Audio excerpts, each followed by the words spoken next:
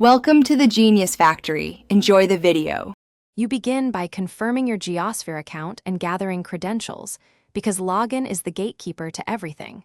Once done, download the correct installer for your device and run it.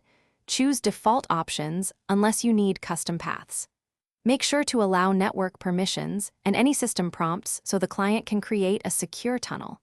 If you use a managed device, contact admin for VPN permission. This preliminary precision prevents connection failures later and saves time.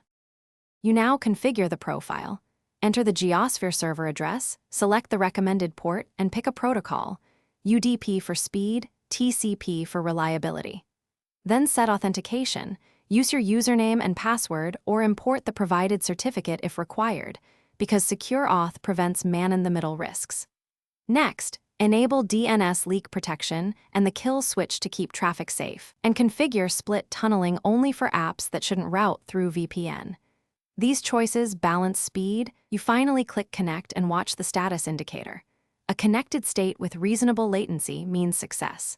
Then verify your new IP and DNS to confirm traffic routes through Jiosphere and test access to the services you need. If something fails, start with a client restart and toggle protocol between UDP and TCP, then re-enter credentials or re-import the certificate. Make sure firewall rules allow the app. If problems persist, collect logs and contact Jiosphere support for targeted help. Thanks for watching. If you found this helpful, don't forget to like and subscribe.